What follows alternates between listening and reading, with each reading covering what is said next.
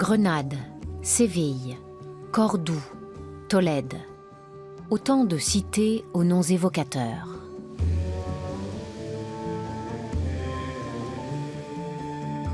De hauts lieux de la culture et de l'érudition, de la littérature et de la musique, dotés d'un patrimoine architectural et artistique inestimable, qui témoigne d'un passé prestigieux. L'Espagne a ceci d'intéressant que pendant une longue période, les chrétiens, les musulmans et les juifs se sont trouvés confrontés les uns aux autres dans leur quotidien. Dans cette succession de configurations politiques très différentes, on n'a cessé de réinventer des formes d'expression culturelle extraordinaires.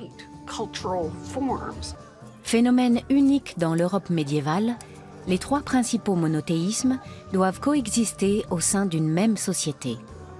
Cette période, qui va durer près de 8 siècles, est parfois appelée en espagnol « convivencia ». Mais cette cohabitation n'est pas un long fleuve tranquille. Il y a constamment des conflits et les Juifs sont sans cesse pris pour cible. Il y avait des martyrs, des exécutions, des trahisons. Tout n'était pas parfait. C'était une époque de tolérance, plus que de réel pluralisme. Mais il y avait là une ouverture à la différence, qui était exceptionnelle s'agissant du Moyen-Âge. Cette culture unique sera nommée par une poétesse européenne « l'ornement du monde ».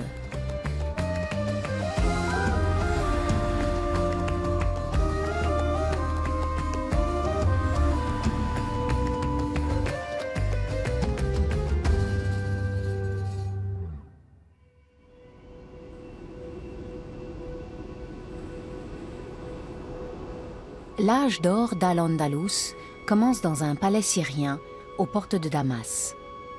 Au 8e siècle, la dynastie des Omeyyades, qui règne sur le monde musulman, est menacée. Elle est renversée en l'an 750 dans un bain de sang. Après la mort du prophète Mahomet en 632, les Omeyyades ont porté l'influence de l'islam aussi loin qu'ils le pouvaient et conquis un vaste empire.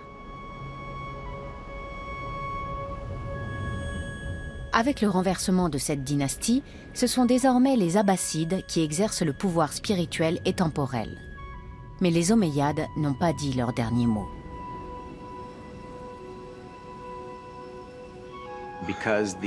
Le califat est dynastique, de sorte qu'un descendant risque de réapparaître un jour en se présentant comme l'héritier légitime du prophète. Les Abbassides décident donc d'éliminer tous les membres de la maison des Omeyyades. Les Abbassides convient leurs ennemis à un banquet dans un apparent geste d'apaisement. Les Omeyyades, affaiblis, acceptent. Mais c'est un piège. À ce stade, une forme de réconciliation paraît encore possible. Les Omeyyades font profil bas dans l'espoir d'être épargnés.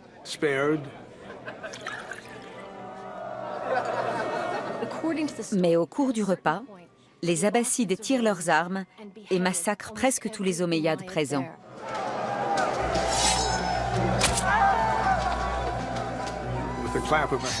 En l'espace de quelques minutes, quasiment tous les hauts dignitaires omeyyades sont tués.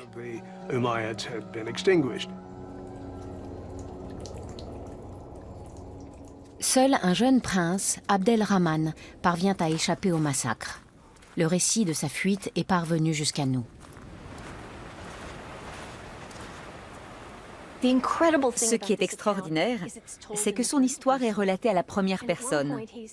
À un moment donné, il raconte « Nous avions dressé le camp près du fleuve. Mon fils vint me voir en pleurs et je lui dis « Sois fort, tu es mon fils. » Mais derrière lui, j'aperçus les étendards noirs des Abbassides. Il rapporte ensuite qu'il emmène son fils et son jeune frère jusqu'au fleuve pour fuir. Portant son fils sur le dos, il commence à traverser le cours d'eau. Son frère le suit, mais il a du mal à nager et il craint de se noyer. Il finit par faire demi-tour. Depuis la berge, la cavalerie abbasside lui fait signe de rebrousser chemin en lui criant « N'aie crainte, tu es en sécurité avec nous ». Pendant ce temps, Abdelrahman rejoint la rive opposée, pose son fils et se retourne pour aller chercher son frère. Il l'aperçoit de l'autre côté, avec les abbassides. Et il raconte qu'il voit sa tête tomber dans l'eau. Les abbassides l'ont immédiatement décapité.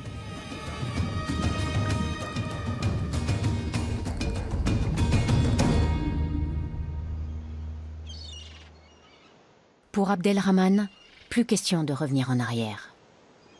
Les abbassides sont déterminés à ne laisser en vie aucun omeyyade de haut rang. Abdelrahman devient l'homme le plus recherché de l'Empire islamique.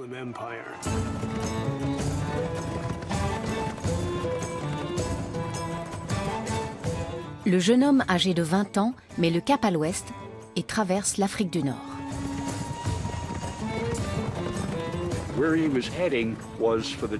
Il veut rejoindre la tribu de sa mère, une concubine berbère. Il a donc de la famille et des liens tribaux chez les Berbères. Lorsqu'il atteint ce qui est aujourd'hui Tunis, la tribu l'accueille et lui offre sa protection. Une fois arrivé là, il n'a pas l'intention de vivre caché jusqu'à la fin de ses jours. Il est jeune et il a été élevé dans l'idée qu'il peut prétendre au califat. À ses yeux, les Abbassides ne sont pas des successeurs légitimes du prophète. C'est lui qui doit devenir calife. Mais pour devenir calife, l'héritier du califat des Omeyyades va devoir quitter le continent africain. Depuis la rive du détroit de Gibraltar, il aperçoit la côte de la péninsule ibérique, aujourd'hui le sud de l'Espagne. En l'an 711, les armées islamiques ont conquis ces territoires sur les Wisigoths chrétiens, lui donnant le nom d'Al-Andalus. Officiellement, ce territoire fait partie du califat islamique, dont la capitale est d'abord Damas, puis Bagdad. Mais si loin des centres du pouvoir, il bénéficie d'une relative autonomie. Les partisans d'Abdelrahman le poussent à aller prendre le pouvoir en Espagne sous domination islamique. Mais les risques ne sont pas négligeables. Est-ce qu'il vaut mieux pour lui rester en Afrique du Nord et ouvrir une tannerie, ou écouter ces gens venus d'Espagne qui voient en lui l'héritier légitime et qui lui disent « Viens nous gouverner en Espagne. Avec le nom que tu portes, tu es un authentique prince omeyyade. » Comment résister à ça? Ses proches lèvent une petite armée pour lui, il traverse le détroit et gagne la péninsule ibérique.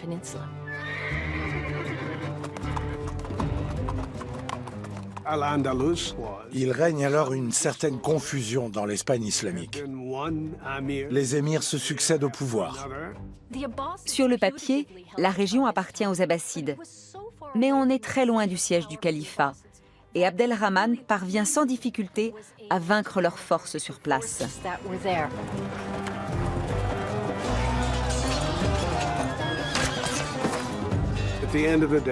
Pour finir, il conquiert Cordoue, entre dans le palais et se proclame émir.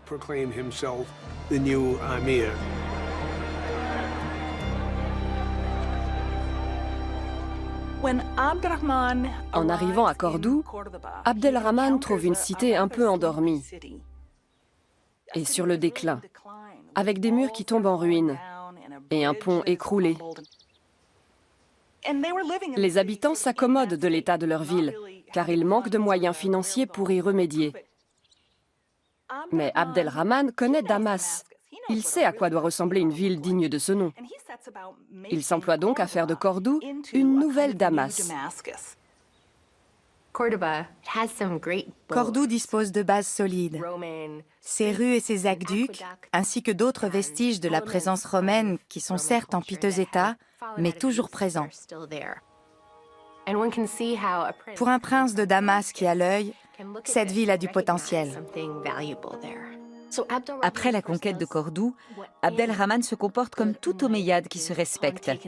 Il fait construire un nouveau centre pour la ville et ce nouveau cœur est une mosquée. La grande mosquée de Cordoue est bâtie sur les fondations d'une église qui a accueilli de nombreuses générations de chrétiens romains, puis wisigoths.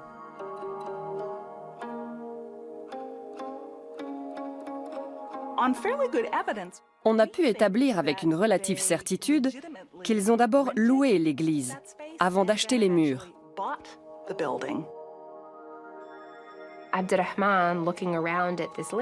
Abdelrahman contemple ce site et décide de prendre les ruines du défunt empire romain pour ériger sa nouvelle grande mosquée.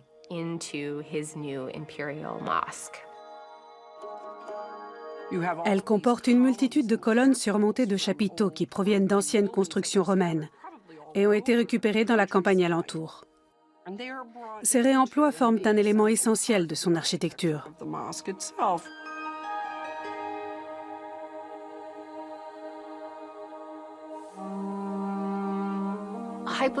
Dans une mosquée hypostyle, on a un espace indifférencié sans idée de hiérarchie.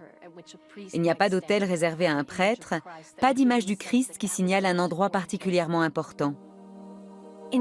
À la place, on a une grande salle dans laquelle les fidèles viennent prier et sont théoriquement à égalité. Tout le monde a la même valeur aux yeux de Dieu, même le calife ou l'imam qui guide la prière.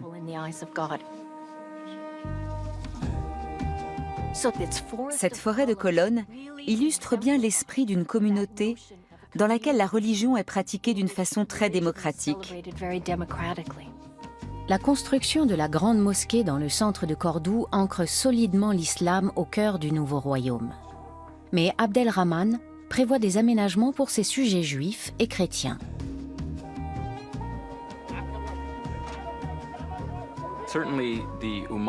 Sans aucun doute, les Omeyyades considèrent les chrétiens et les juifs d'Espagne comme des sujets, une population soumise à leur autorité. Mais dans une conception sage du pouvoir, il n'est pas souhaitable de contrarier les populations locales et de se les mettre à dos, au risque de provoquer de l'instabilité et des rébellions. Ils adoptent donc en quelque sorte une attitude non interventionniste. Abdelrahman met en application un principe du droit islamique établi par Mahomet plus d'un siècle auparavant, la dhimma. En présence de communautés de juifs ou de chrétiens, Mahomet a pour principe de ne pas les forcer à se convertir. Du moment qu'ils se soumettent, il leur garantit une protection. Ils peuvent pratiquer leur religion librement, moyennant certaines restrictions. Ils n'ont pas le droit de faire de prosélytisme, d'occuper des postes à la place des musulmans, de leur donner des ordres ou encore de construire de nouveaux lieux de culte et de répandre leur religion. Pour le reste, ils peuvent exercer leur foi dès lors qu'ils versent à la collectivité un impôt spécial en signe de soumission. On est très loin d'une société pluraliste dans laquelle tout le monde cohabiterait en paix. Il faut payer un certain prix pour être autorisé à vivre au sein de la civilisation musulmane. Et de ce fait, on assiste à un curieux phénomène d'acculturation. Les chrétiens et les juifs conservent leur religion, mais ils assimilent la culture islamique. Ils parlent et écrivent en arabe, et ils mangent comme les musulmans. Ils adoptent les pratiques du groupe dominant.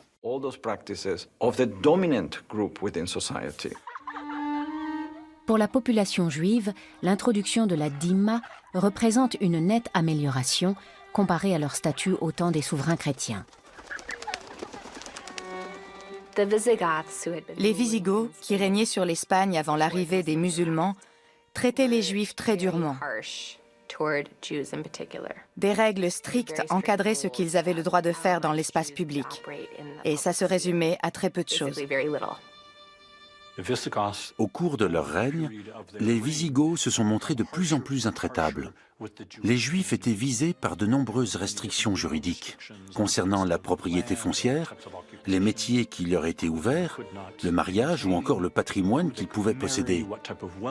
Tout cela limitait énormément leur marge de manœuvre. Les Juifs ont sans doute bien accueilli ce changement de régime. D'une minorité méprisée et opprimée jusqu'alors, ils deviennent une communauté à part entière.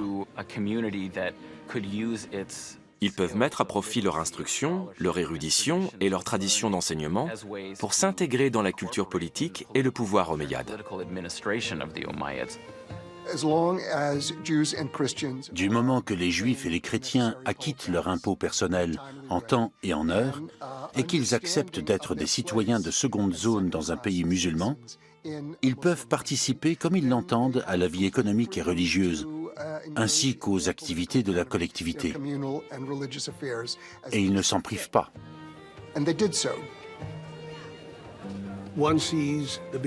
C'est le début de ce qu'on appellera plus tard la convivencia. Cette merveilleuse collaboration des religions et des peuples qui caractérise Al-Andalus.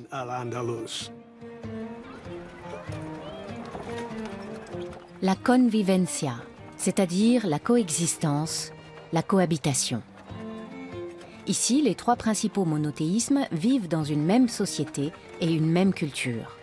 Ce mode d'existence va contribuer à la grande prospérité de l'Andalousie, dont Cordoue devient la capitale flamboyante.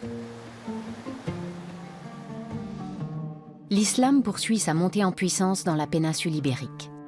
Au point qu'en 929, près de 2 siècles après l'arrivée d'Abdelrahman Ier à Cordoue, un événement majeur bouleverse le monde musulman.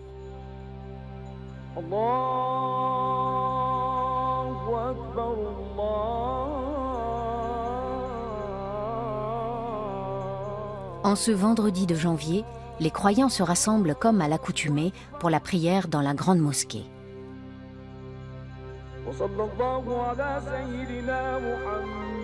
Mais ce jour-là, l'émir Abdelrahman III fait une annonce inattendue.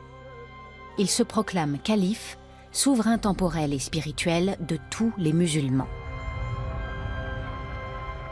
En faisant de Cordoue la capitale de l'islam, Abdelrahman III se présente comme le véritable commandeur des croyants en tant que descendant des premiers princes omeyyades.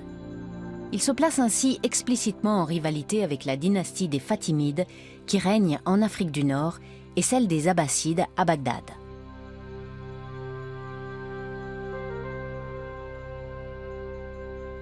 Il déclare « J'ai courbé l'échine devant les Abbassides de Bagdad, mais en vérité, notre empire est un califat tout aussi légitime. » Mais il ne suffit pas de se proclamer calife pour être reconnu comme tel par les musulmans de Perse, par exemple. Pour être crédible, il doit agir en calife et bâtir une capitale digne de son statut et de son titre.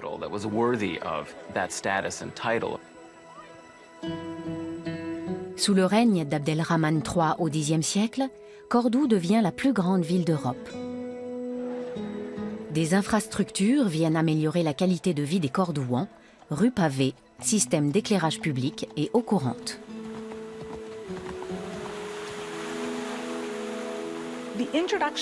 L'eau courante métamorphose la ville, qui devient plus propre.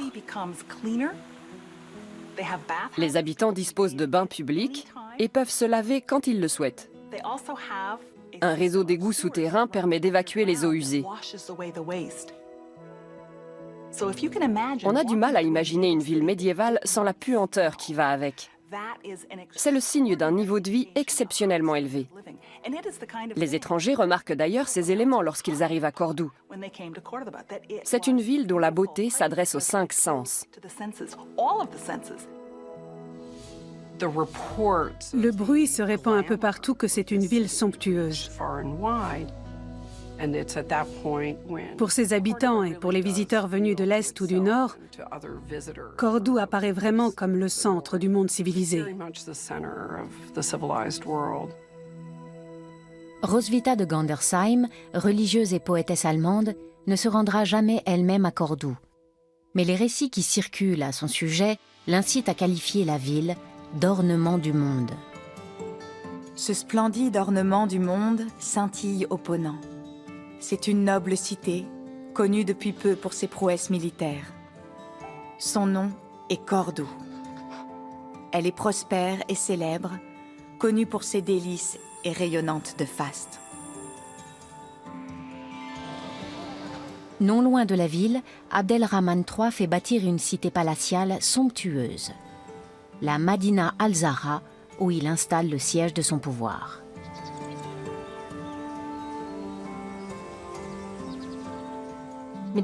La Madina al-Zahra est bâtie sur un versant de colline et de là-haut, le regard englobe un vaste panorama.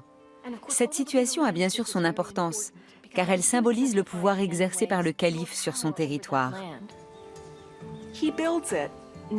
Il ne fait pas construire un simple palais, mais un vaste complexe regroupant plusieurs demeures et mosquées, ainsi que des jardins. C'est une cité immense. La splendeur du palais va inspirer les poètes pendant des générations. Il est doté de fontaines ornées de petits animaux sculptés qui déversent l'eau dans les bassins. À l'époque, la capacité de maîtriser la nature confère pratiquement une aura divine au souverain. Par exemple, le fait de contrôler l'eau, en la faisant passer par des kilomètres d'aqueducs ou de petits canaux, jusqu'à ce qu'elle ressorte par la bouche d'animaux sophistiqués, ornés d'or ou de pierres précieuses. Ces aménagements sont une marque de goût et de luxe, mais aussi la démonstration d'une puissance considérable. Cordoue rayonne dans tous les domaines. C'est aussi un lieu de savoir doté de riches bibliothèques. Leur collection supplante de loin celles que l'on trouve à la même époque dans les monastères ailleurs en Europe.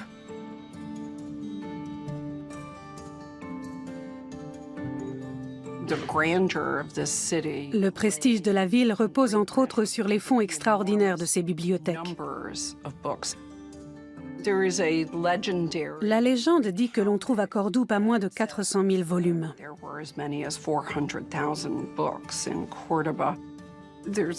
On n'a aucun moyen de savoir si ce chiffre est exact, mais il reflète en tout cas une certaine réalité, à savoir qu'il s'agit d'une culture qui accorde globalement une place importante aux livres.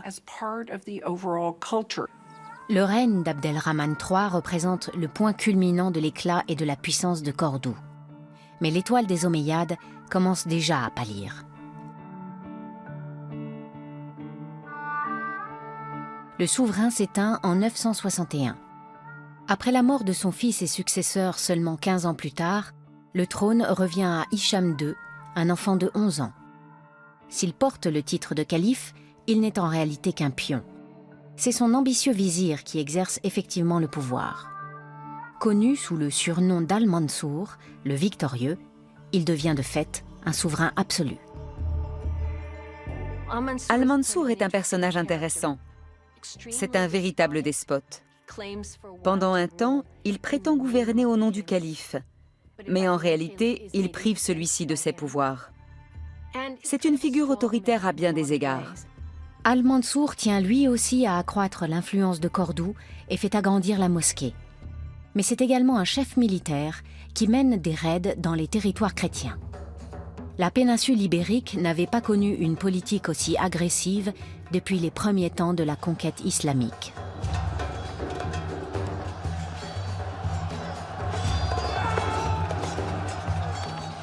Pendant toute cette période, l'Espagne est divisée en 3 zones. Le sud est musulman et le nord est composé d'un certain nombre de principautés chrétiennes. Entre les deux, le centre de la péninsule est une sorte de no man's land où les rares implantations humaines subissent constamment des raids en provenance du nord et du sud. Avec Al-Mansour, ces incursions deviennent des attaques en règle contre le nord chrétien.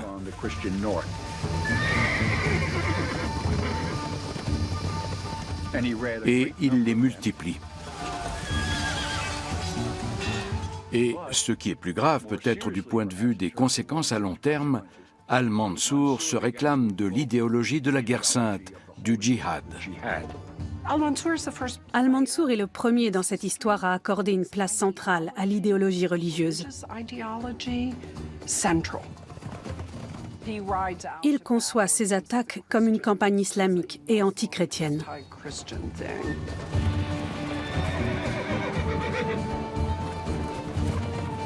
Ces offensives incessantes affaiblissent son armée et il lui faut constamment du sang neuf pour tenter de venir à bout des royaumes du Nord. Al-Mansour décide de faire appel à des mercenaires d'Afrique du Nord, des guerriers berbères. Ces berbères doivent être payés. C'est le principe, les mercenaires travaillent contre rétribution.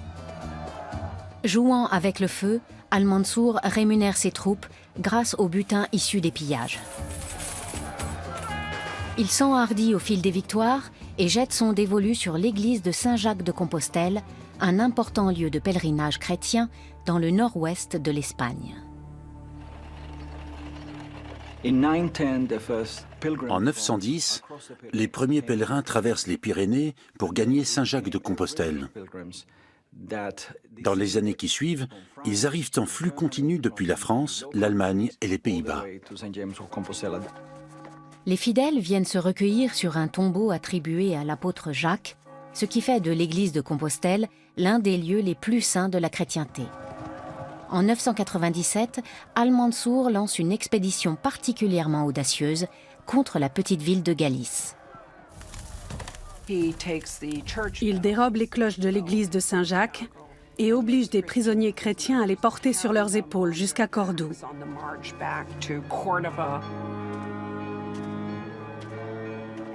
Et là, il en fait des luminaires pour la mosquée.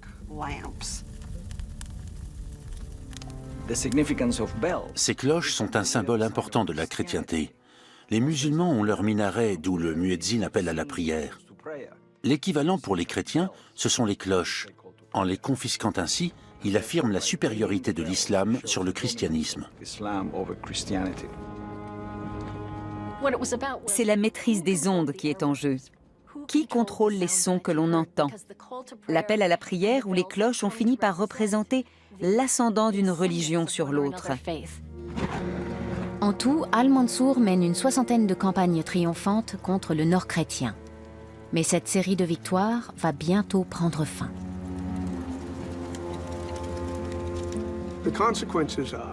La conséquence, c'est qu'après 25 ans de razzia, d'enlèvements contre rançon et de pillages, les souverains de Galice, de Léon, de Castille, de Navarre et de Catalogne, qui étaient comme chiens et chats, décident d'unir leurs forces.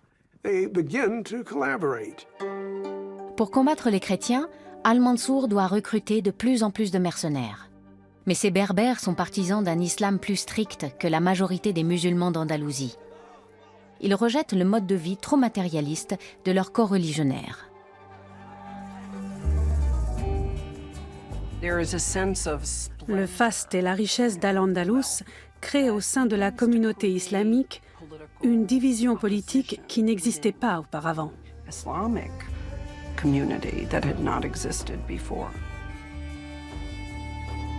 Une nouvelle crise de succession vient compliquer encore la situation. Jusqu'à sa mort, Al-Mansour parvient à maintenir la fiction de la légitimité de son pouvoir, alors même qu'il n'est pas un omeyyade. Mais lorsque son fils prétend à son tour reprendre le titre de calife, les habitants de Cordoue s'insurgent. En 1010, tandis que la ville sombre dans le chaos, les mercenaires berbères attaquent la Madina al-Zahra, emblème à leurs yeux de la dérive somptuaire d'Al-Andalus.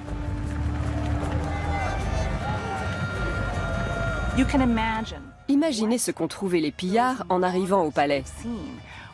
Ils ont dû être complètement abasourdis en découvrant tant de luxe. Toutes les surfaces étaient recouvertes de stucs sculptés et les sols étaient pavés de marbre fin aux 1000 reflets. Un vrai bijou. Et ils l'ont mis à sac. La destruction de ce trésor architectural marque la fin de la dynastie des Omeyyades et de la grandeur de Cordoue. Au début du XIe siècle, Al-Andalus se trouve à l'aube d'une nouvelle ère.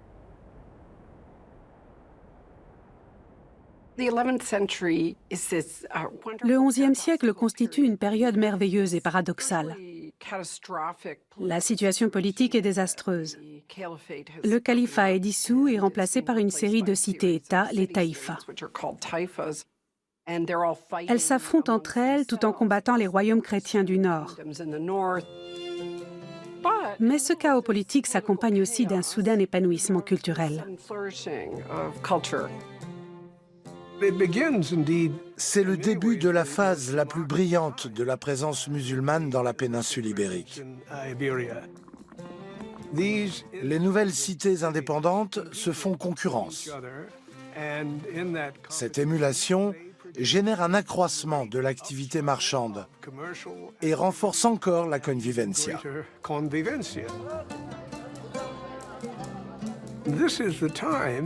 Le pluralisme, qui est une caractéristique essentielle d'Al-Andalus, se met vraiment en place à cette époque-là.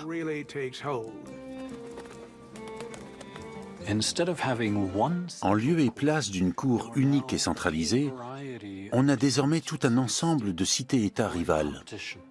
Ces différentes cours sont en compétition pour attirer les chanteurs, les poètes, les artistes et les écrivains. C'est un peu comme Athènes, qui, au plus sombre de la guerre du Péloponnèse, voit émerger Sophocle et Aristophane. Les périodes d'instabilité politique donnent souvent lieu à des productions littéraires et artistiques extraordinaires. C'est le cas des taïfas. La musique en particulier s'épanouit sous la forme de chants en arabe, classique ou andalou. Ils se sont transmis jusqu'à nos jours, de génération en génération.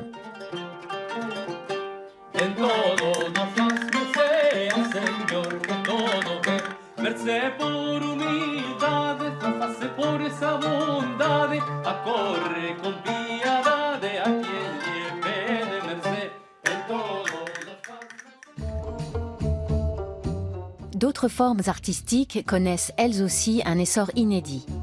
Le XIe siècle est celui des grands penseurs et écrivains de l'Espagne médiévale. La plus célèbre de ces figures du monde arabophone est Ibn Hazm, auteur de très nombreux ouvrages et polémiste féroce.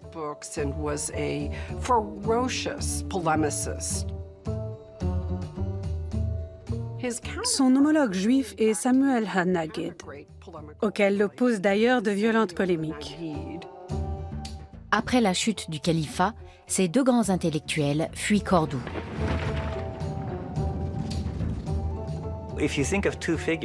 Les deux grands noms qui émergent de l'effondrement de Cordoue sont d'une part Ibn Hazm, un musulman, et Samuel Hanagid, un juif, qui tente de faire carrière au milieu de cette désolation. Les deux hommes ont beaucoup en commun, mais leur vie ne pourrait être plus différente. Ibn Hazm naît en 994 dans une famille riche et influente. Il est le fils d'un fonctionnaire haut placé et espère dans un premier temps marcher sur les pas de son père.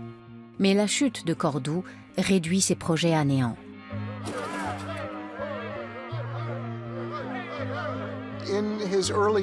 Dans ses jeunes années, il est relevé de ses fonctions et emprisonné. Il finit par se retirer de la vie publique alors qu'il est encore dans la force de l'âge. Il va se consacrer à l'érudition et se livrer à une forme d'agitation intellectuelle en dénonçant tout ce qui ne va pas à ses yeux dans l'islam en Andalousie. La prospérité s'était muée en désert stérile, la compagnie des hommes en solitude effrayante, la beauté en plaine semée de décombres, la quiétude en obstacle terrifiant.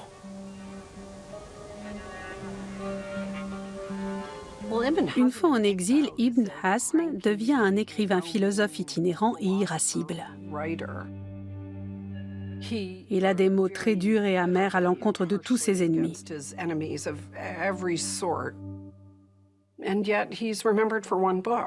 Pourtant, on se souvient de lui pour un livre sur l'amour, un merveilleux ouvrage intitulé « Le collier de la colombe ».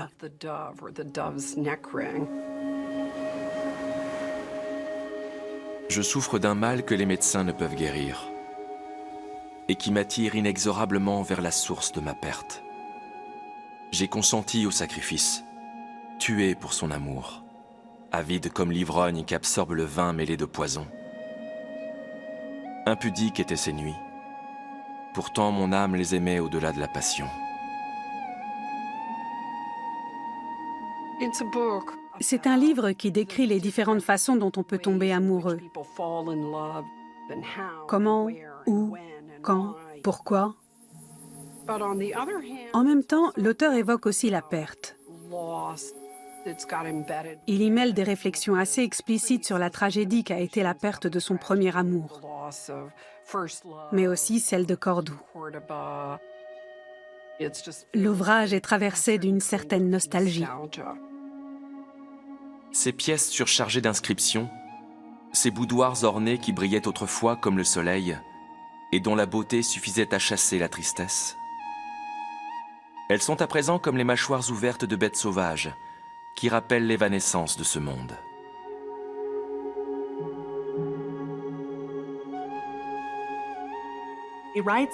Il décrit son désarroi face à des ruines qui étaient autrefois un somptueux palais ou une magnifique demeure. Tout a été rasé. À ses yeux, Cordoue n'est plus que l'ombre d'elle-même. C'est une ville sublime qui n'est plus. Mes yeux versèrent des larmes. Mon cœur fut meurtri. Ma poitrine se serra devant ces pierres et mon âme n'en fut que plus tourmentée.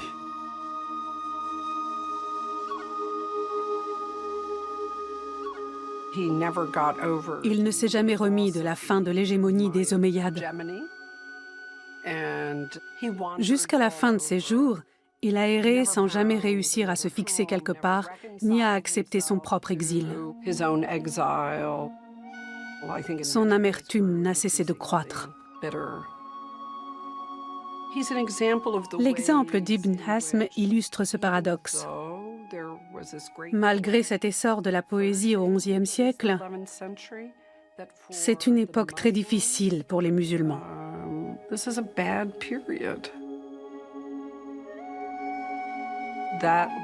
Rien ne viendra jamais réparer la perte du califat, la perte de cette unité et de cette stabilité politique.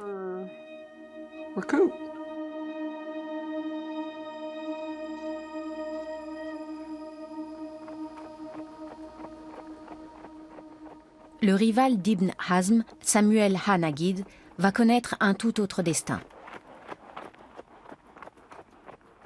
Il doit lui aussi partir en exil après la chute de Cordoue et se réfugie à Malaga, sur la Méditerranée, pour y prendre un nouveau départ.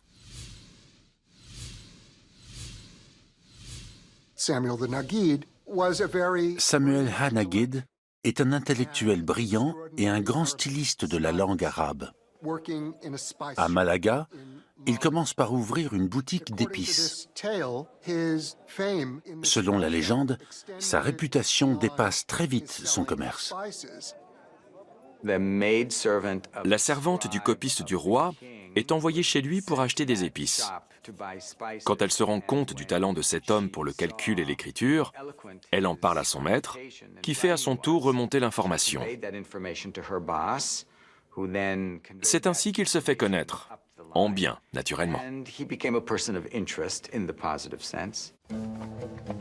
Les qualités de Samuel Hanagid arrivent aux oreilles du souverain de Grenade qui le convie à sa cour. Grenade fait partie des taïfas apparus après l'effondrement du califat.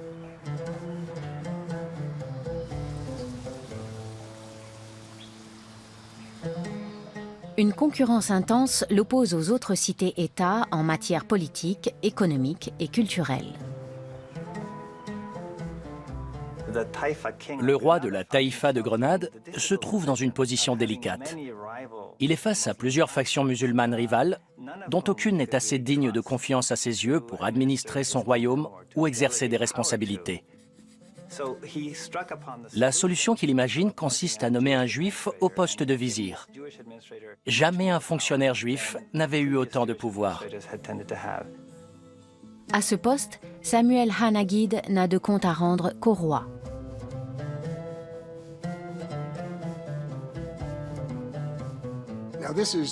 C'est très inhabituel. En droit islamique, les non-musulmans ne peuvent normalement pas occuper une fonction de pouvoir et gouverner les musulmans. Pourtant, c'est précisément ce que fait Samuel Hanagid à Grenade. Dans l'un de ses poèmes les plus célèbres, il se décrit en général d'une armée islamique. Mon ami, dans ma détresse, le rocher s'est dressé. C'est pourquoi je loue le Seigneur par mes vers. Il a vu la peur dans mon cœur et l'a effacée. Mon chant est pour le guérisseur qui allège ma douleur en accablant mes ennemis. À celui qui m'objecta, « Qui es-tu » pour lui rendre hommage en ces termes? Je répondis, « Je suis le David de ma génération. »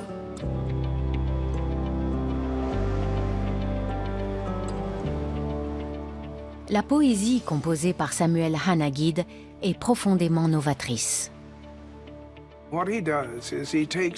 Il reprend la métrique et les rimes arabes pour les transposer en hébreu. Il fait sortir la langue sacrée de la synagogue pour la faire entrer dans les salons, les vignobles et les jardins. Samuel Hanagid annonce l'âge d'or de la nouvelle poésie hébraïque.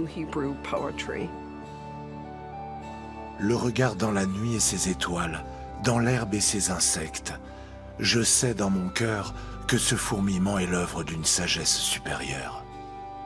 Vois, les cieux ressemblent à une tente, tendue par des boucles et des crochets. Et la lune, avec ses étoiles, est pareille à une bergère avec son troupeau paissant dans un pré. Tandis que nous nous installons dans nos vies, comme des bêtes en leur étable généreuse, nous fuyons notre terreur de la mort, telle la colombe en vol, le faucon, mais nous finirons comme des assiettes brisées en mille éclats et poussières. Samuel meurt de mort naturelle en 1056. Fait inédit dans l'histoire juive, il transmet ses fonctions à son fils Joseph, qui devient à son tour Premier ministre de Grenade. Joseph a hérité de tous les talents de son père, mais il lui manque une de ses qualités, l'humilité. Un défaut qui va avoir des conséquences dramatiques. Un titre de vizir a de quoi monter à la tête.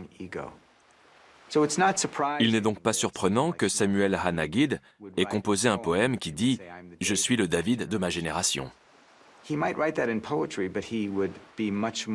Mais il était beaucoup plus humble lorsqu'il s'adressait à un musulman de son rang et a fortiori à la famille royale. Ce n'était pas du tout le cas de son fils. Joseph n'a pas la finesse politique de son père, car il est arrogant. Le mot revient souvent. Les classes les plus pauvres sont mécontentes de la place importante qu'occupe la communauté juive. Et ce ne sont pas les seuls. Le simple fait que des Juifs s'élèvent dans la société fait naître un nouveau discours critique sur leur pouvoir. Un soulèvement de grande ampleur doublé d'un carnage finit par avoir lieu. Joseph est tué et la communauté juive massacrée.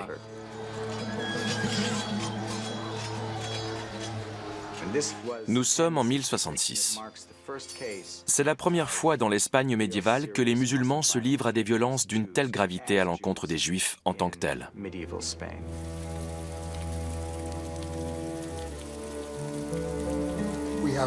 L'histoire d'Al-Andalus est jalonnée d'insurrections, de révoltes et d'assassinats qui, pour la plupart, ne visent pas spécifiquement les Juifs.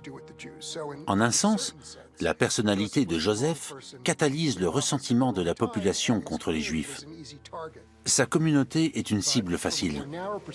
Mais sous l'angle plus restreint de l'histoire des Juifs, ils ne font que renouer avec la situation précaire par définition d'une petite minorité.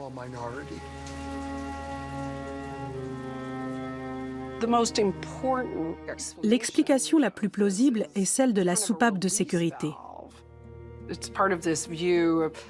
Si l'Espagne médiévale parvient à exister avec ses contradictions, C'est au prix de ces petites explosions périodiques. Il faut dire aussi qu'en dépit de ce massacre, vers la fin du XIe siècle, les Juifs considèrent que c'est une époque qui leur est globalement favorable.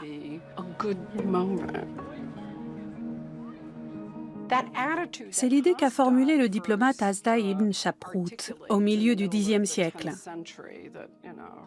Cordoue et Al-Andalus sont le centre de l'univers, le plus bel endroit sur la terre pour les Juifs et les autres. Cette opinion a encore cours au XIe siècle. Mieux vaut en tout cas être juif au sein d'une société islamique que dans le nord chrétien.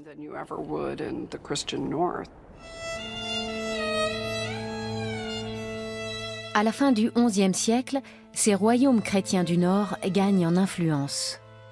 Ils convoitent désormais Tolède, une taïfa particulièrement puissante. Elle est conquise en 1085 par Alphonse VI, le roi de Castille et Léon.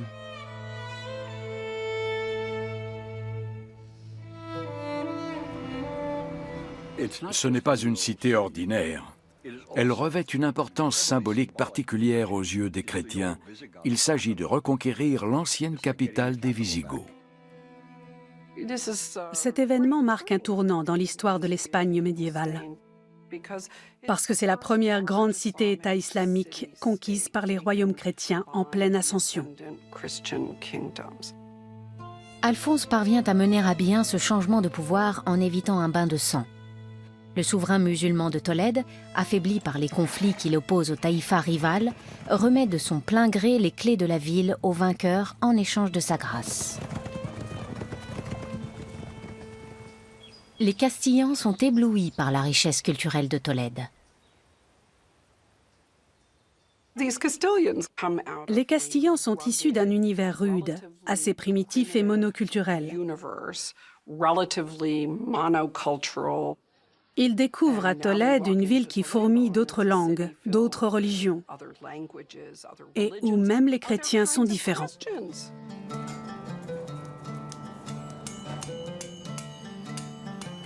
Tolède n'a pas d'équivalent dans le nord de l'Espagne. C'est une cité cosmopolite où l'on trouve des marchandises venues du monde entier, avec une riche tradition d'érudition et d'instruction. Pour les nouveaux maîtres de la ville, c'est un choc culturel. Alphonse VI prend le titre d'empereur de toute l'Espagne. Alphonse va maintenir le statu quo. Il offre aux Tolédans des garanties en matière de liberté de culte, comme l'avaient fait les musulmans auparavant. Le souverain a changé, mais la culture de Tolède reste la même. Mais les musulmans des royaumes voisins voient dans cette prise de pouvoir une menace immédiate. Les dirigeants des autres taïfas s'alarment de la conquête de Tolède par Alphonse VI, parce qu'elle marque un changement de paradigme. Il n'était pas rare de perdre une bataille et de devoir verser un tribut à un autre souverain. Mais jusqu'alors, ils avaient toujours réussi à se maintenir et à conserver la main sur leur territoire, dans une certaine mesure. La conquête de Tolède modifie cet équilibre. C'est une évolution beaucoup plus radicale qui menace leur autonomie politique. Alphonse VI rassemble son armée à Tolède en vue d'attaquer un nouveau royaume de Taïfa, Séville, gouverné par l'émir Al-Mutamid. Celui-ci évalue soigneusement la situation. Face au rouleau compresseur d'Alphonse VI, Al-Mutamid, le plus puissant des rois de Taïfa qui règne sur Séville, fait un choix discutable. Il demande l'aide des Almoravides, une dynastie musulmane qui règne au Maroc, de l'autre côté du détroit de Gibraltar. Ces Berbères aguerris ont conquis une grande partie de l'Afrique du Nord.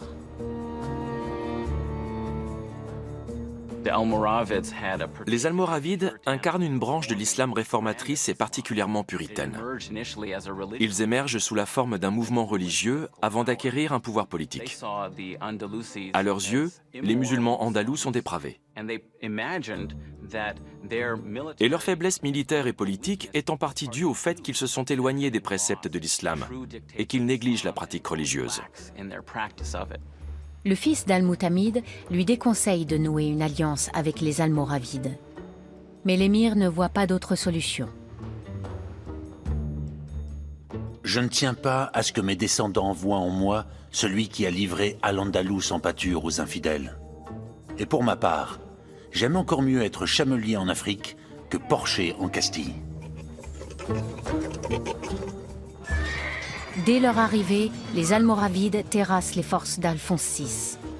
Le choc est d'une violence inouïe. Le champ de bataille sera baptisé plus tard Al-Zalaka, c'est-à-dire terrain glissant, en raison des quantités de sang versées ce jour-là. On peut dire que les Almoravides sauvent provisoirement Séville. Mais ils ont vu la ville et ils ont compris que c'était une proie facile.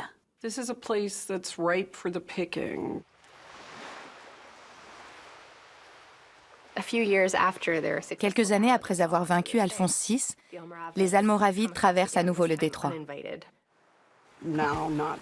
Ils ne sont pas là pour aider Al-Mutamid ou les Taïfas, mais pour les renverser.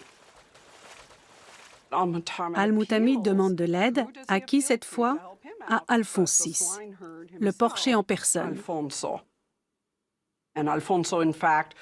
Et plus remarquable encore, celui-ci accepte de lui prêter main forte pour repousser l'assaut destructeur des Almoravides. Mais il est trop tard. Séville et ce qui reste d'Al-Andalus sont conquis et deviennent une sorte de colonie des Almoravides.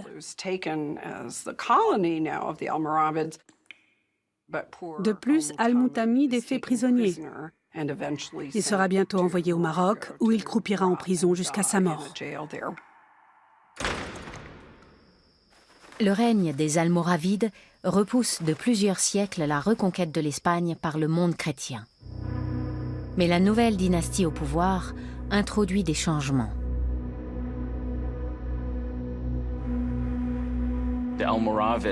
Les Almoravides sont porteurs d'une culture plus rigoriste et austère d'un point de vue religieux, avec une nette tendance légaliste.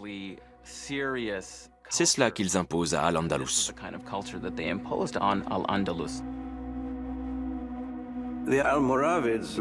Aux yeux des Almoravides, l'islam espagnol est dans un état déplorable. Il est corrompu et amolli, et il laisse une place trop grande à la convivencia, qui pour eux est un gros mot.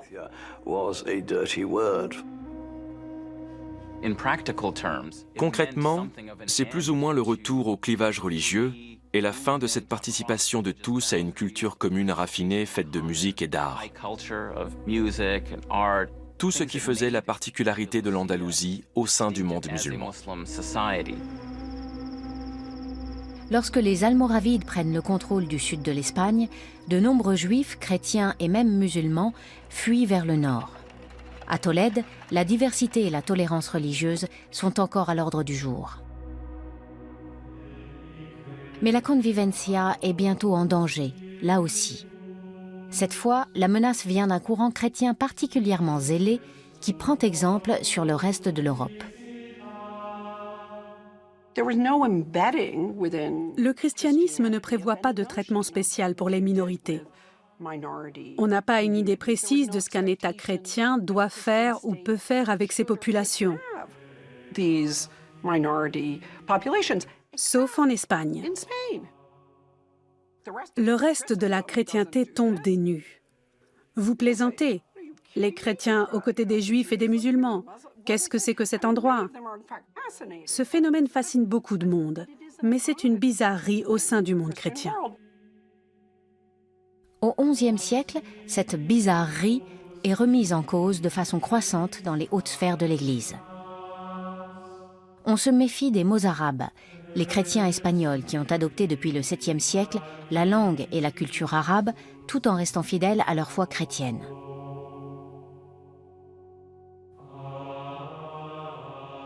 Le pape Grégoire VII, grand pape réformateur, défend une orthodoxie religieuse très stricte. À ses yeux, les Mozarabes ne sont pas des chrétiens héroïques qui ont supporté l'occupation pendant 400 ans sous l'autorité ennemie, mais des hérétiques. Les Mozarabes possèdent leur propre culture religieuse et leurs traditions liturgiques, auxquelles ils tiennent. Leur liturgie, le rite mozarabe, est encore pratiquée de nos jours dans une chapelle de la cathédrale de Tolède. Mais au XIe siècle, des pressions sont exercées sur le roi Alphonse VI afin qu'il force les Mozarabes à adopter le rite romain.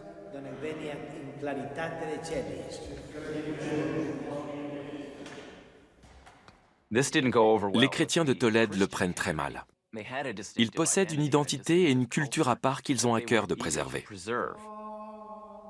Ils s'opposent à toute réforme de leurs pratiques cultuelles. Ce conflit embarrasse beaucoup le roi Alphonse, qui a des obligations vis-à-vis du pape.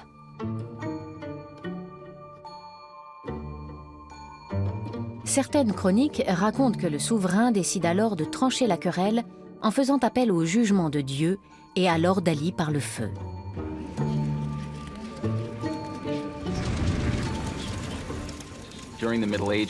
Au Moyen-Âge, le jugement par les armes ou par le feu est souvent un moyen de déterminer la vérité dans une situation donnée. Pour savoir quel est le rituel qui doit prévaloir, ils jettent dans les flammes les 2 livres liturgiques. Celui qui en ressortira intact sera l'élu de Dieu. Le livre correspondant au rite romain prend tout de suite feu.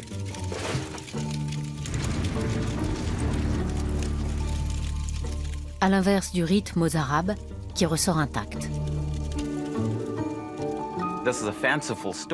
C'est une anecdote farfelue, mais elle témoigne de la puissance des résistances locales.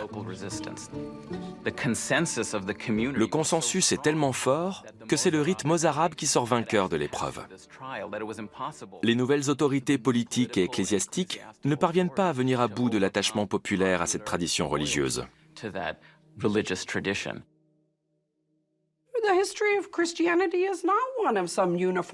L'histoire du christianisme n'a jamais été un long fleuve tranquille. C'est au contraire une succession de querelles régionales et philosophiques au sein même de la communauté. Ce qui est intéressant dans l'Espagne médiévale, c'est que ce contexte particulier pose un défi pragmatique à la forme romaine du christianisme.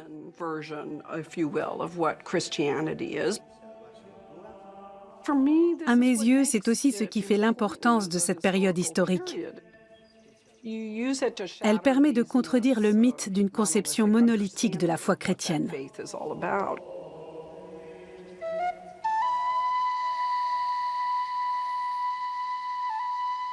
Au début du XIIe siècle, l'essor intellectuel de Tolède a des répercussions profondes sur le reste de l'Europe.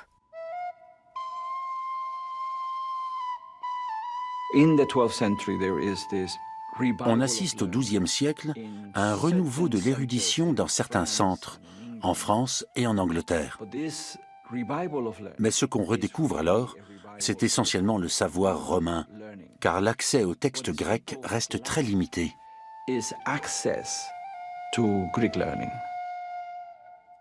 Après la chute de l'Empire romain, la plupart des ouvrages scientifiques et philosophiques de la Grèce antique sont tombés dans un relatif oubli en Occident. Mais on peut encore les trouver dans les bibliothèques de Tolède sous la forme de traductions en arabe réalisées plusieurs centaines d'années auparavant.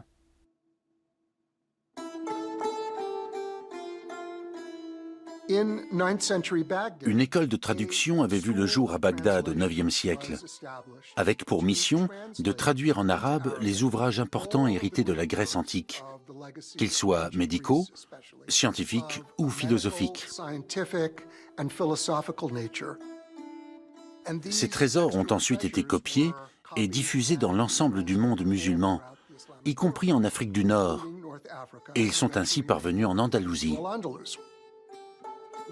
Des lettrés de Londres ou de Paris se rendent compte qu'il y a en Espagne des bibliothèques où l'on peut lire Aristote. Mais pour cela, il faut connaître l'arabe. Cet intérêt pour les manuscrits grecs fait naître une demande de traduction en latin, une langue plus familière aux Européens. Elles sont souvent réalisées par des Juifs qui ont fui vers le nord. Une bonne partie de ces traductions sont réalisées, semble-t-il, avec une étape intermédiaire. Une première personne traduit oralement dans une langue relais, le castillan ou l'hébreu, puis une deuxième en latin.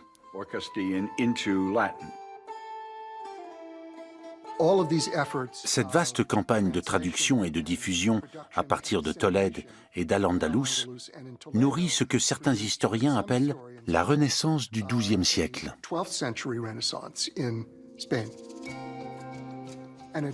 C'est à partir de l'Espagne que le patrimoine intellectuel de l'Antiquité grecque et romaine est transféré de l'islam vers le monde chrétien. Les Européens s'intéressent tout particulièrement à l'œuvre d'Aristote. Au XIIe siècle, on s'appuie beaucoup sur les commentaires de Moïse Maïmonide, grand philosophe juif, pour comprendre les textes antiques. On consulte aussi les commentaires d'Aristote, écrits par Ibn Roshd de Cordoue, intellectuel musulman, théologien et juriste, plus connu en Occident sous le nom d'Averroès. On peut difficilement lire Aristote sans commentaire, car ses écrits ne sont pas limpides. Ce sont des textes complexes, et Averroès semble les avoir compris avec une acuité particulière. Les gens qui s'intéressent alors à la philosophie ne commencent pas par dire « Je veux lire par moi-même Aristote, ce grand philosophe antique ». Ils veulent plutôt comprendre Aristote. Pour ce faire, le plus simple est de consulter ses commentaires savants qui expliquent et analysent sa pensée pour en donner une interprétation authentique. Loin de se limiter à un rôle subalterne, Averroès est donc une autorité reconnue qui guide la compréhension de ces textes. Averroès veut combler d'une manière islamique le fossé entre la foi et la raison, la révélation et la philosophie. On pense à l'époque que la philosophie va à l'encontre de la révélation. Ce qu'Averroès essaie de comprendre, c'est pourquoi la philosophie peut dire une chose et la révélation tout son contraire. Il cherche à concilier les deux, et il finit par souscrire complètement au canon de la raison. C'est une position mal vue par les théologiens de l'islam. Voilà pourquoi Averroès est tombé en disgrâce et n'est plus très étudié dans le monde musulman. Chez les chrétiens, à l'inverse, il ne cesse de gagner en renommée. Thomas d'Aquin, philosophe et grand théologien catholique, se fait son pourfendeur et veut montrer que la raison et la foi se complètent mutuellement. Au fil des décennies, Tolède attire de plus en plus d'érudits. Mais ce rôle pivot dans la transmission du savoir antique n'est pas sans conséquences. Le mouvement de la traduction est toujours cité pour illustrer la convivencia, comme une façon de réconcilier deux camps. Mais il a aussi bien d'autres conséquences, comme en témoigne l'exemple de Pierre le Vénérable. En 1142, Pierre le Vénérable, grand abbé de Cluny, l'abbaye la plus puissante et la plus importante de l'Europe latine, se rend en Espagne et visite Tolède. Il en conçoit l'idée qu'il faut opposer une réponse aux Sarrasins, comme on appelle alors les musulmans. Il a l'impression que personne ne remet en question cette religion et ne conteste ses graves errances. À ce jour, nul ne s'est opposé à cette hérésie qui, plus que tout autre, a conduit à la damnation éternelle des corps et des âmes d'une grande partie de la race humaine. En outre, nul n'a pris la peine d'étudier la nature et l'origine de cette hérésie pestilentielle.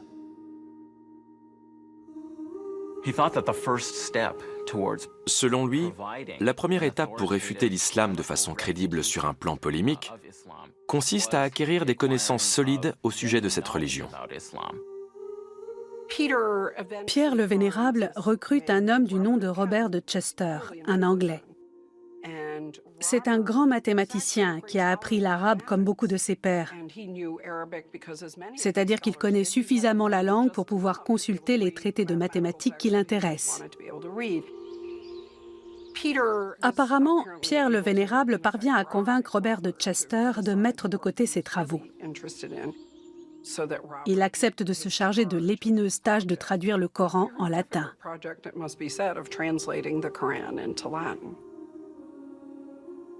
Cette entreprise s'inscrit dans le cadre d'un intérêt plus large pour de nouvelles formes de connaissances. Mais c'est aussi un moyen d'accéder au texte afin de pouvoir construire un argumentaire contre lui dans un esprit polémique. Les chrétiens accumulent les munitions. Maintenant qu'ils connaissent la vie de Mahomet, ils peuvent critiquer sa polygamie, ainsi que d'autres pratiques qu'ils jugent condamnables. On n'est plus vraiment dans la convivencia. Pierre le Vénérable ouvre la voie à une attitude de plus en plus agressive et dépréciative de la chrétienté envers l'islam. Les princes chrétiens du Nord se disent qu'ils peuvent reprendre le dessus. Et l'Église de Rome pense la même chose. À la fin du XIe siècle, l'Église a déjà appelé à la croisade pour libérer Jérusalem des musulmans. Al-Andalus n'est qu'un théâtre d'opération de plus dans cette guerre sainte. L'Église veut concrétiser sa vision d'un univers dans lequel le christianisme est la seule option possible. Les chrétiens, notamment ceux de Rome, rêvent d'une polarisation en deux camps que tout sépare et d'un affrontement symbolique entre le bien et le mal, le christianisme et l'islam. Tout le contraire de ce qui a prévalu jusqu'alors. L'arrivée des Almoravides, venus d'Afrique du Nord, facilite cette distinction manichéenne entre le vrai et le faux, le chrétien et le musulman. Malgré cette aggravation des tensions politiques et religieuses, la vie culturelle continue de s'épanouir à Tolède. Au milieu du XIIIe siècle, Alphonse X, surnommé le Sage, monte sur le trône de Castille. Alphonse est qualifié de merveille du monde en raison de ses multiples apports intellectuels. Il y a une anecdote célèbre rapportée par un chroniqueur tardif. Alphonse aurait déclaré que s'il avait été présent au moment de la création, le monde aurait été plus réussi. Alphonse X est à l'origine de tout un corpus de littérature nouvelle en Espagne. C'est notamment grâce à lui que voient le jour les Cantigas de Santa Maria, les chansons de Sainte Marie.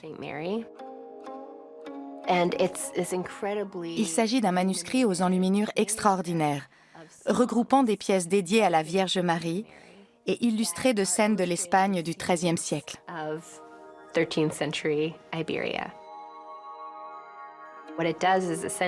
C'est un instantané de multiples aspects de la vie de l'époque que nous ne connaîtrions pas sans ce manuscrit. Ces vignettes du quotidien montrent notamment des musulmans, des juifs et des chrétiens au travail ensemble dans une cohabitation sereine. Certaines miniatures représentent des copistes musulmans, juifs et chrétiens, en train de travailler de concert à une traduction. C'est le mouvement de traduction de Tolède. Les Cantigas de Santa Maria illustrent une Espagne de la diversité religieuse et culturelle, une terre de convivencia sous domination chrétienne. Pourtant, à la même époque, l'intolérance religieuse grandit dans la péninsule ibérique.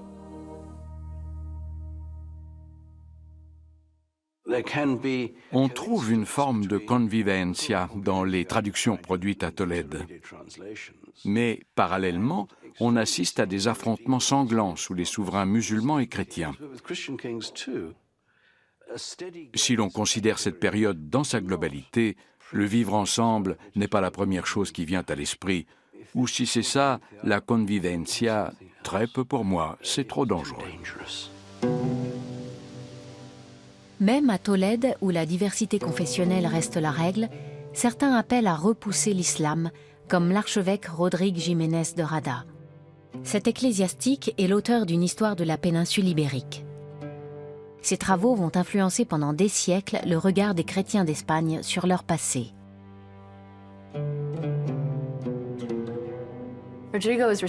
Rodrigue Jiménez de Rada est à l'origine de tout le discours sous-tendant la Reconquista, la reconquête, qui a encore largement cours en Espagne de nos jours.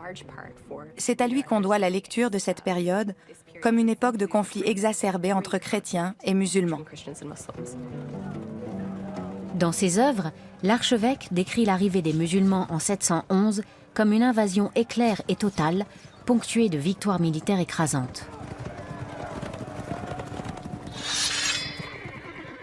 Seule une petite vallée résiste à l'envahisseur, Covadonga, dans les montagnes asturiennes. Là, un courageux roi chrétien du nom de Pélage brave avec ses troupes une armée islamique nettement supérieure en nombre.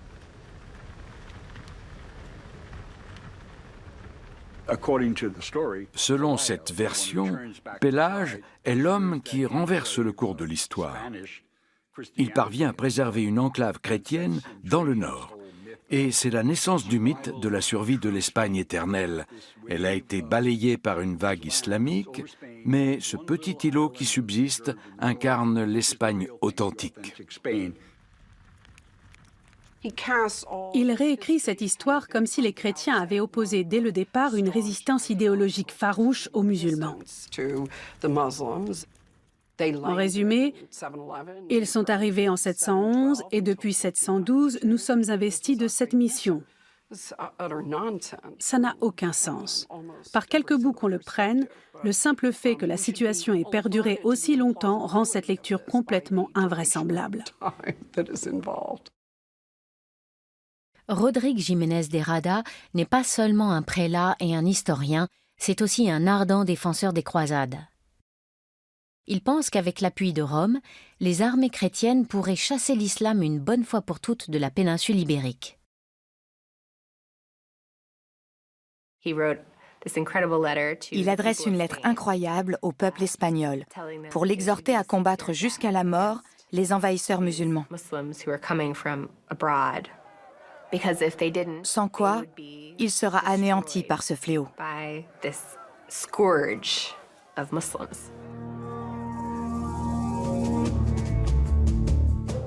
Le vœu de Rodrigue se réalise en 1212, lorsqu'une coalition d'armées chrétiennes affronte les troupes islamiques, placées sous le commandement de la dynastie berbère des Almohades à Las Navas de Tolosa.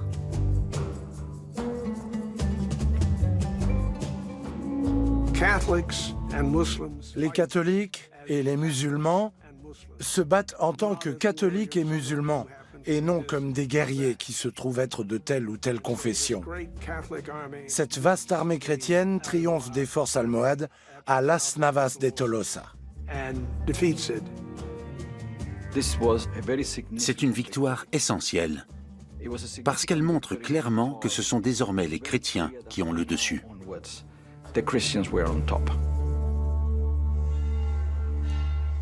9 ans après cette bataille, l'archevêque Rodrigue Jiménez de Rada se rend à Tolède pour reconsacrer l'église Saint-Romain. Elle est désormais la maison des chrétiens castillans.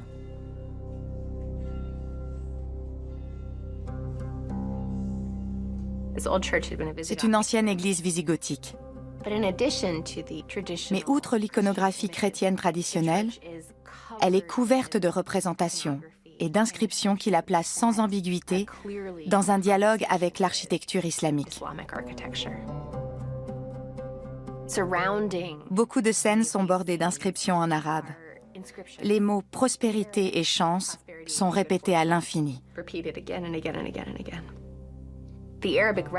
Ces calligraphies ont été ajoutées par des chrétiens et l'église a été reconsacrée avec ses écritures arabes. Cela peut nous paraître complètement contradictoire. On a vite fait de considérer que ce qui est arabe est nécessairement musulman et donc étranger au christianisme. Mais au début du XIIIe siècle, la définition même de l'identité chrétienne en Castille intègre une composante arabe. Et l'archevêque Rodrigue Jiménez de Rada ne semble pas s'en plaindre, lui qui a pourtant prêché la croisade en Espagne.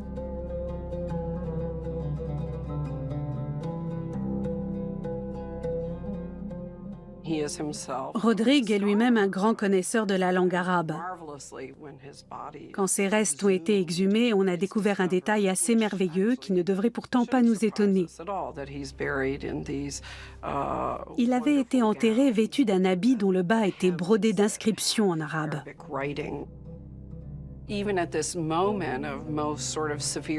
Même à une époque de grande hostilité culturelle et idéologique à l'égard des musulmans, un haut dignitaire chrétien peut porter un costume arabe.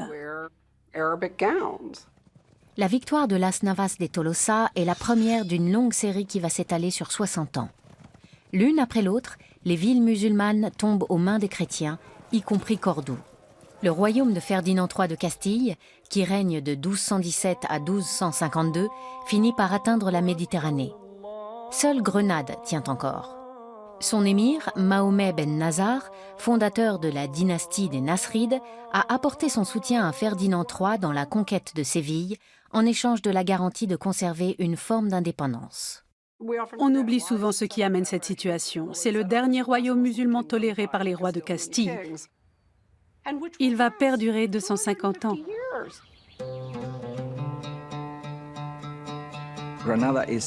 L'émirat de Grenade connaît une extraordinaire prospérité grâce au commerce avec l'Afrique du Nord et surtout grâce à son port, Malaga.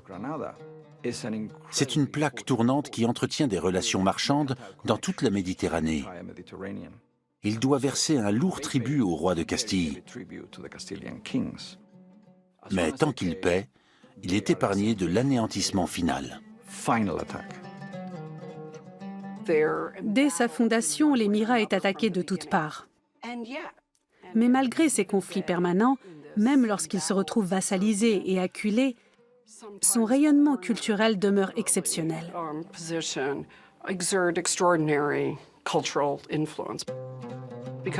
C'est sous la dynastie des Nasrides que l'Alhambra voit le jour. Un véritable chef-d'œuvre architectural.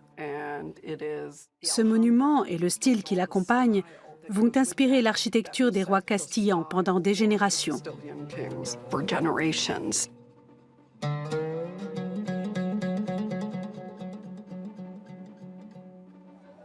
Au milieu du XIVe siècle, deux jeunes souverains arrivent au pouvoir. Mahomet V, 16 ans, devient l'émir de Grenade. 4 ans plus tôt, Pierre Ier a été couronné roi de Castille. Il est bientôt appelé Pierre le Cruel. Pierre Ier porte très beau, mais il est aussi irascible. C'est un forcené qui fait exécuter quantité de personnes au fil des ans.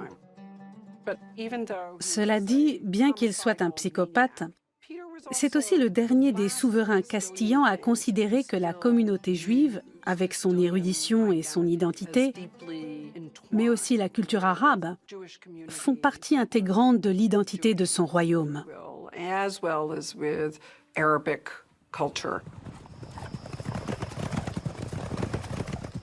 Lorsque le jeune Mahomet V est contraint de fuir à la suite d'un coup d'État, il trouve refuge à l'Alcazar de Séville, où réside son ami Pierre Ier. Son séjour va avoir des répercussions importantes sur l'architecture de ce palais.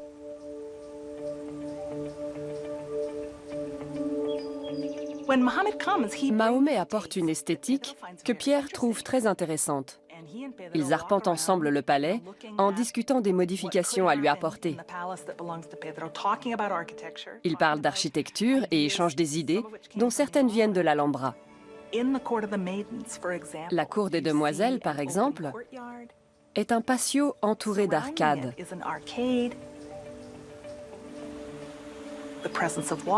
On y trouve des pièces d'eau, un jardin, de ravissants carreaux de céramique très colorés et de fines colonnes. Mahomet aide sans doute Pierre à construire cette cour, dont le style est très islamique.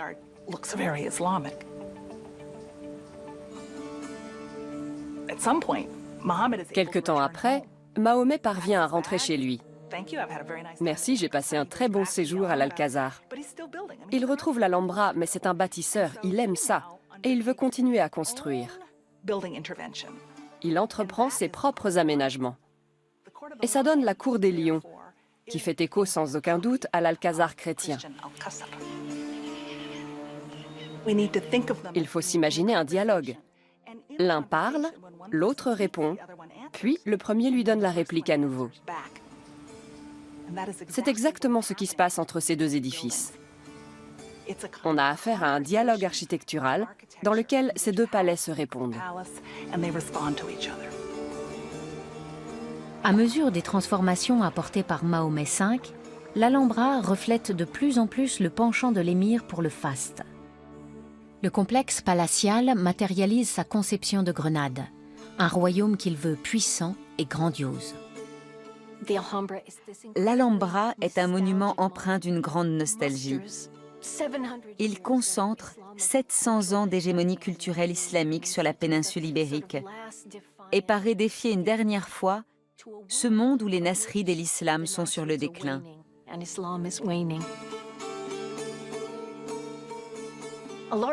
Il est orné d'inscriptions, surtout des poèmes affirmant la pérennité du pouvoir du sultan. Il semble répondre à une menace sourde qui annonce la perte très prochaine de ce pouvoir.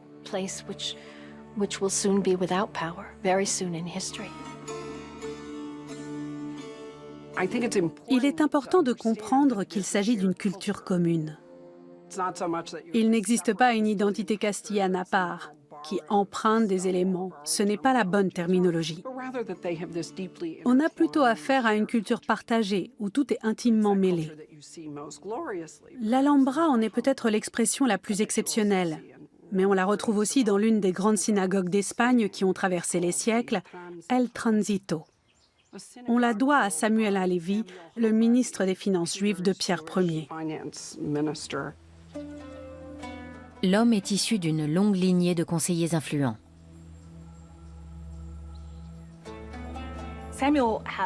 Samuel Halévy possède une demeure somptueuse à Tolède et fait construire une synagogue à côté. C'est une synagogue privée, mais la communauté peut venir s'y recueillir.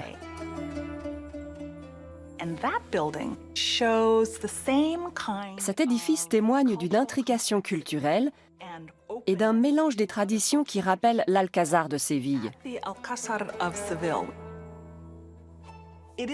Bien sûr, c'est une synagogue destinée à accueillir la prière juive.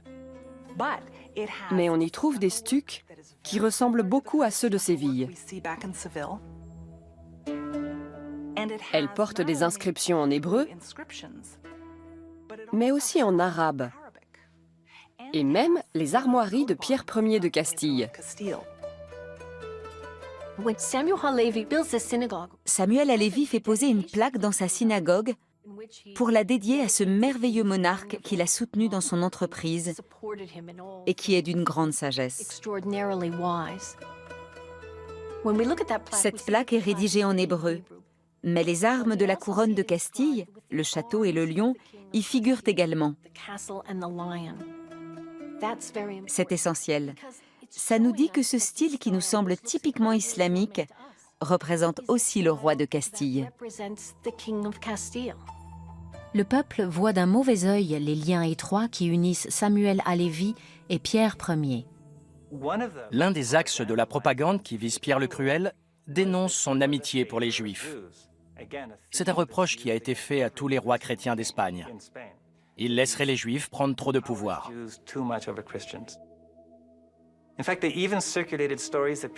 La rumeur dit même que Pierre Ier n'est pas vraiment l'héritier au trône, mais un bébé juif glissé dans le berceau par la reine qui voulait dissimuler sa stérilité.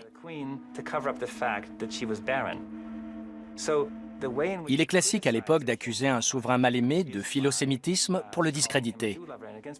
Mais les attaques dont fait l'objet Pierre le Cruel sur ce point sont d'une violence inédite. Samuel Halévy tombe en disgrâce. Pierre Ier le soupçonne d'avoir détourné les deniers publics pour financer sa synagogue et le fait exécuter en 1360. Quelques années plus tard, le souverain est à son tour tué.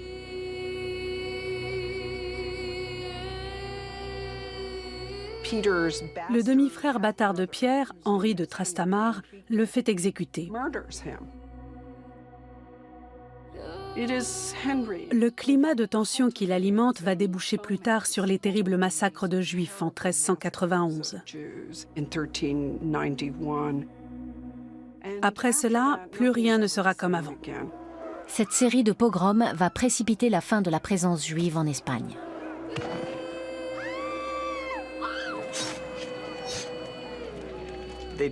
Les premières attaques ont lieu à Séville en 1391 au moment de Pâques. Puis le mouvement est réprimé avant de reprendre quelques semaines plus tard. À mesure que les rumeurs de massacres se propagent, le phénomène proprement dit atteint d'autres villes dans toute l'Espagne, comme Valence, Barcelone ou Gérone, les grands centres de population juive. Des milliers de Juifs sont contraints de se convertir au christianisme sous peine de mort. On ignore quels sont les facteurs précis qui mènent à ces massacres.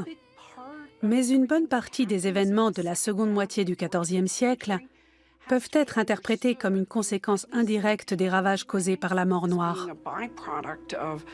l'épidémie de peste de ces années-là.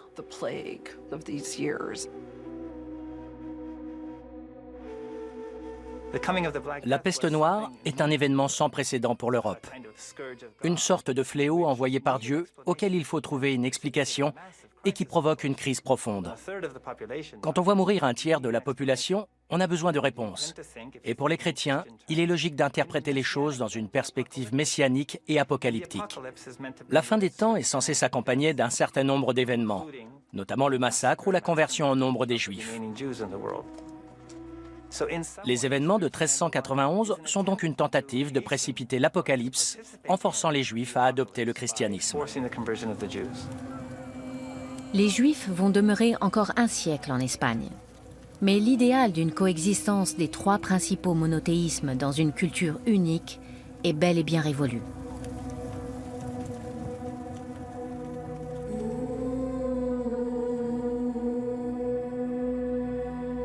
Bientôt, les musulmans sont eux aussi pris pour cible.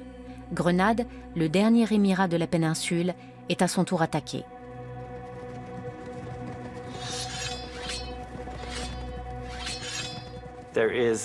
L'Espagne se voit de plus en plus comme le rempart de l'Europe contre l'islam. L'idéologie montante veut que les rois chrétiens soient là pour purifier l'Espagne des menaces que représentent l'islam et le judaïsme.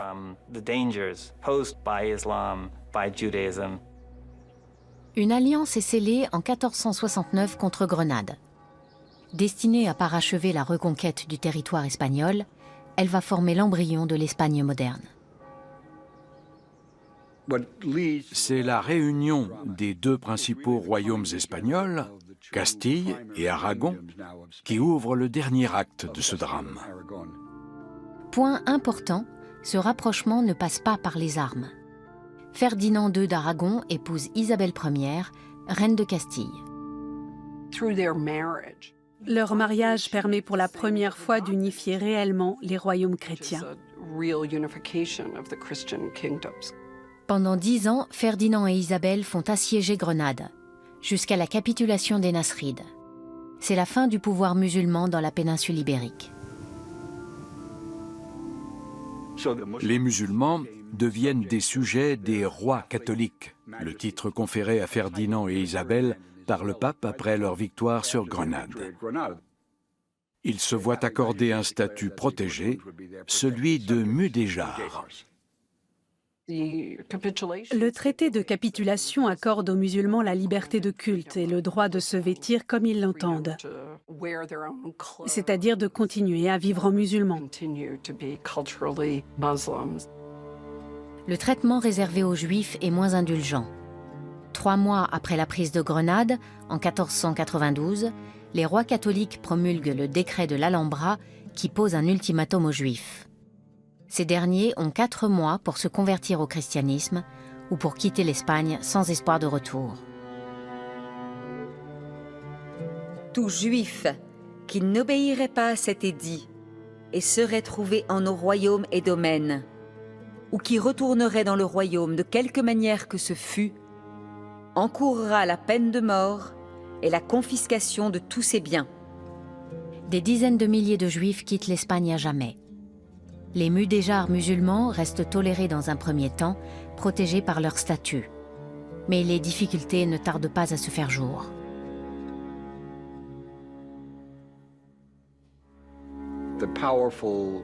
La montée de l'intolérance prend de telles proportions que le statut des mudéjars finit par être abrogé. La population musulmane subit donc le même sort que les Juifs en 1492 et doit choisir la conversion ou l'exil.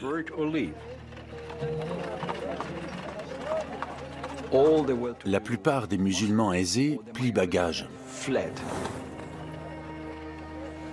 Ceux qui restent se convertissent au christianisme, du moins en théorie. Ils continuent à se vêtir de la même façon, à manger comme auparavant et à parler arabe. En somme, ils conservent leur identité. Il reste beaucoup d'incertitudes autour du statut religieux des morisques, comme on appelle les anciens musulmans qui ont été contraints de se convertir. Curieusement, les morisques se retrouvent stigmatisés pour leur mode de vie, leur culture et leurs pratiques, bien plus qu'ils ne l'étaient auparavant en tant que sujets musulmans. L'utilisation de la langue arabe, à l'oral ou à l'écrit, est mal vue, de même que la fréquentation des hammams. Tout cela fait que les morisques ne sont pas vus comme de bons chrétiens, ni comme de bons Espagnols.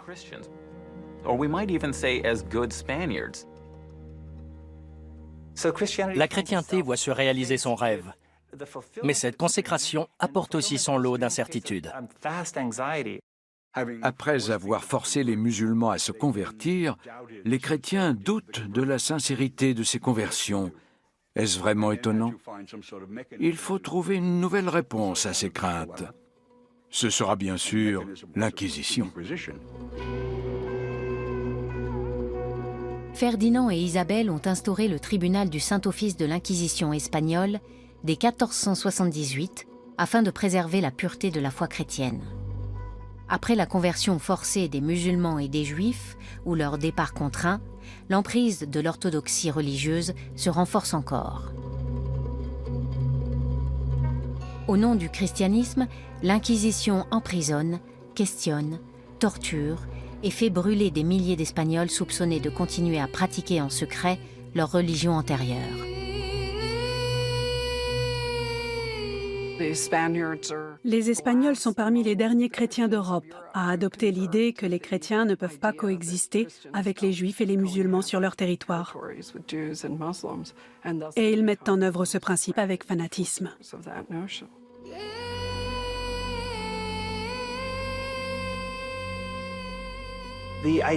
Le concept d'un royaume purement chrétien ou purement musulman a toujours existé comme un idéal dans ces deux religions.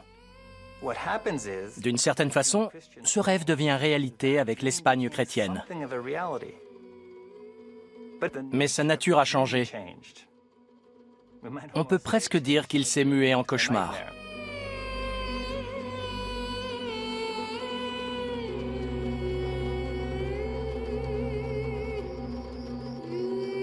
Près de 800 ans après l'arrivée des musulmans en Andalousie, l'ère de la convivencia se termine brutalement et dans le sang. Cette fin traumatisante ira jusqu'à éclipser dans les mémoires la véritable histoire de cet âge d'or andalou.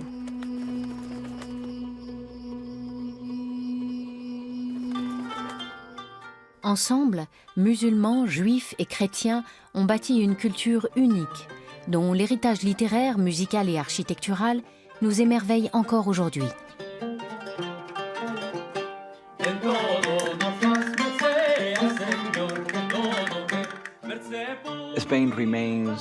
De nos jours, l'Espagne reste le fruit de ces trois cultures imbriquées.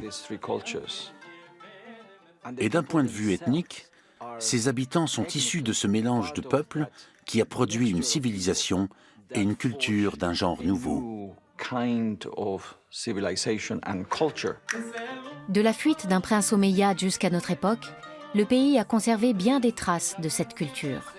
L'expérience de la convivencia, à la croisée des trois principaux monothéismes, fait pour certains figure d'idéal et reste une passionnante source d'inspiration.